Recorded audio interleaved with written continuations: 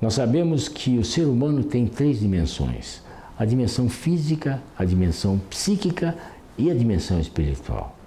A saúde é no físico, é no psíquico, é no espiritual, porque a doença também pode começar em qualquer uma dessas dimensões. Então é muito importante a gente abordar esse aspecto da espiritualidade como um dos pilares importantes para a gente manter a nossa saúde. A espiritualidade, primeiro a gente define o que é a espiritualidade. Espiritualidade tem várias definições na literatura, mas a que mais se aproxima, na verdade a que mais a gente concorda, é que espiritualidade é a busca do sentido da vida. Por que eu existo? Por que eu estou aqui? Sabe? Será que a coisa só vai ficar por aqui? Então essa é a busca do sentido de vida. É a busca do sagrado. Independente da sua religião, a espiritualidade não tem absolutamente nada a ver com religião. Tem muita gente cujo sagrado não é Deus. Tem muita gente que o sagrado é o dinheiro.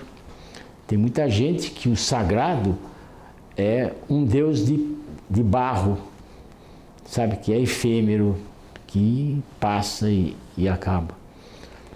Mas para a grande maioria das pessoas, o sagrado é um Deus, é a verdade, é o Criador. Quer dizer, a busca desse sentido, a busca do sagrado, que a gente chama de espiritualidade. Muito bom.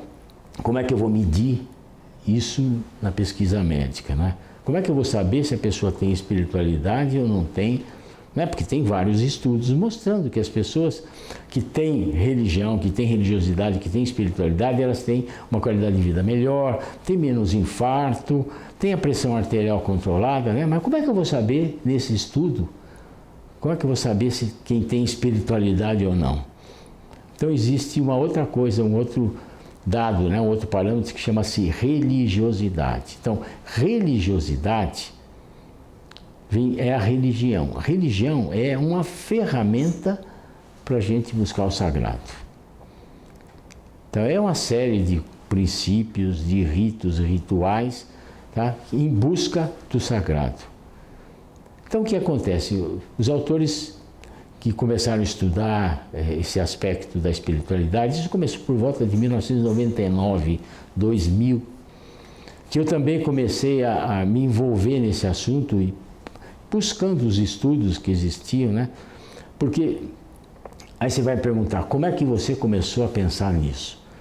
Veja só, eu tive uma experiência mística na minha vida, né? Onde o meu encontro pessoal com Deus aconteceu, e dentro da religião católica. E a partir desse momento, eu já era médico, já estava com muitos anos de formado, e a partir desse momento, e até eu conto essa história, um dos meus livros, né, esse 20 anos do Milagres que a Medicina Não Contou, tem uma história detalhada, mas a partir desse momento, eu comecei a analisar o paciente de uma forma global, né? Não só cardiologista, só como olhando o coração, olhando a doença, não, olhando o doente, um total, né, o doente global. E eu percebia que as pessoas que tinham religião, independente delas, elas evoluíam melhor. Elas toleravam melhor, aderiam ao tratamento, sabe? Elas aceitavam melhor, conseguiam transcender a doença de uma forma diferente daquelas que não tinham religião. E claro, eu vivo numa academia de medicina e eu fui procurar uma resposta. Por isso que eu comecei a buscar nos bancos de pesquisa médica, né? PubMed, Science, etc. E eu tive a surpresa que já existiam muitas pesquisas mostrando esse tipo de relação. Aquilo que eu estava vendo na minha prática médica já estava sendo pesquisado. Isso foi por volta de 1998, 99. E eu comecei a buscar esses estudos, e aí que eu vi que os autores, eles mediam a espiritualidade através da religiosidade. Até eles chamam de religiosidade barra espiritualidade. Porque você, como eu disse, não tem como você medir a espiritualidade. E tem vários viés, é evidente, né? Como é que a gente faz hoje na pesquisa, né? Tem alguns questionários que a gente faz para a pessoa, perguntando se ela vai ao culto religioso, se ela pratica a religião, se ela tem objetivos na vida, se a vida dela tem esse lado de espiritualidade e tudo mais. Mas tudo isso são questões que você faz, você não pode entrar dentro da pessoa e saber se ela tem ou não. Então existe esse viés, mas interessante que o que eu via na clínica estava acontecendo nas pesquisas. E eu fui levantando estudos, olha, eu levantei mais de 1000 estudos. Estudos com críticas, né? Estudos fracos, estudos mais ou menos, estudos bons até, estudos assim com certo peso acadêmico. Mas a religiosidade a gente mede como se a pessoa vai na missa. Não? Tem um tipo de religiosidade que os autores chamam de extrínseca, né, que mede leitura da Bíblia, quantas vezes a pessoa lê a Bíblia, quantas vezes ele vai medindo isso, que vai na missa, não vai na missa, ou vai no culto religioso. E tem a religiosidade intrínseca, que é aquela que com a pessoa mesmo, por dentro, né? Se ela acredita que tem um Deus superior. E uma das coisas que eu comecei a usar na minha prática médica, eu pensava o seguinte: eu tenho que aplicar tudo isso que eu estou lendo na literatura, eu tenho que aplicar no meu consultório. Porque eu sentia a necessidade de abordar assuntos com aspectos religiosos com os pacientes, mas eu ficava com um pouco de receio, porque existe, sabe, uma linha tênue, muito tênue, entre você poder conversar isso ou não, porque me preocupava muito, sabe, usar da fragilidade do paciente aqui no consultório, que chega frágil, né, com doença, com isso, com aquilo, e usar a minha religião para fazer o paciente aceitar a minha religião. Isso eu ficava muito preocupado e com medo disso, porque Deus nos deu o livre-arbítrio, né? Tanto o livre-arbítrio que de não acreditar nem nele. E eu não podia, de forma alguma, usar o meu consultório como um púlpito religioso. Depois de que eu termino a consulta médica, que eu faço a receita pelo exame e tudo, aí eu começo a fazer essa anamnese espiritual. Tá? As questões que a gente faz para o paciente, que eu faço para os pacientes, para sentir, por exemplo, olha, você tem algum tipo de religião, você tem algum tipo de fé?